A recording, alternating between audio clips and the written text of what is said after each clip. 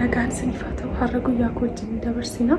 Amma garuu mucaan koo rafaa jira waan ta'eef sagalee koo gadi qabee naasaa jira. Amma dhumaatti na wajjin jira.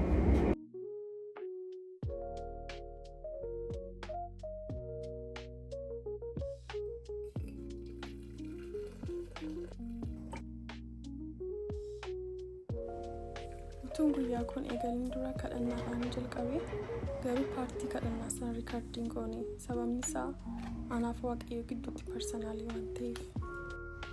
Yoon guyyaa koo kadhannaadhaan jalqabu ta'e biizii ta'an ola garuu maal akkan hojjechaa ture illee sirriitti hin beeku.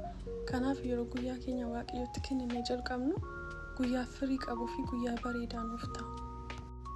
Kanaaf yeroo irribaa kanutu waan tokkotti hin bu'in jeequmsi guyyichaatu nun argati waaqayyotti guyyaa keenya kennuun barbaachisaadha.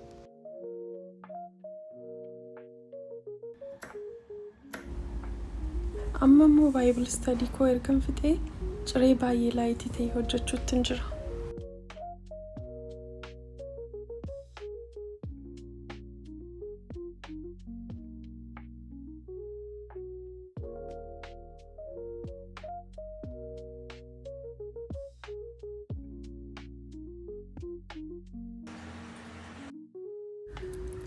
Amma immoo yeroon itti qofaa koo waaqayyo wajjin parsonaal taayimii dabarsuudhaaf deemuudhaaf qophaa'aa jirudha. Yeroo tokko sooshaal miidiyaa fi wantoota adda addaa irraa qofaa keenyatti adda of baasnee waaqayyoof yeroo kennuu fi teenyee waaqayyoon dhaggeeffachuu akkasumas kwaayit taayimii qabaachuun baay'ee barbaachisaadha.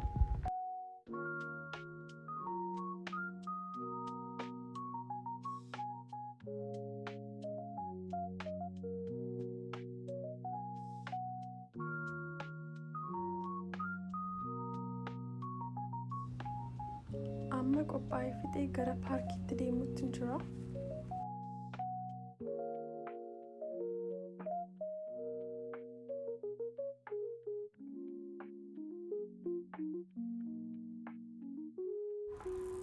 Amma bakka taa'ee macaafa qulqulluu qo'adhuu fi kitaaba koo dubbisuu ga'aan jira.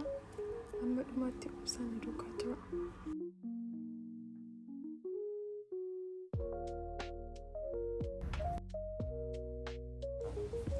Waaqayyoon ulfinaan jajadhu yaa lubbuu koo, wanta gaarii inni godhe hundumaa sin irraanfatin. Faarfannaa 103. Daawit egaa nama waaqayyoon haalota hundumaa keessa taa'ee jajatudha. Yeroo diinonni isaa ari'atan, yeroo diinota isaa jalaa miliqu, yeroo rakkina isaa keessa jiru utuu inni faarfatu argina. Yeroo tokko haalonni akka nu karoorsiniif akka nu yaadne itti deemuu dhiisuu danda'u. Yeroo akkasii abdii kutannaa fi waaqayyoon komachuun fuula keenya dura dhaabbatu. Galateeffannaa jechuun garuu yeroo mijatu qofaatu hin ta'in yeroo mijanneetti maqaa waaqayyoo jajachuu fi haalli nuun keessa jiru sun waaqayyoof salphaa akka ta'e beeknee maqaa isaa eebbisuudha.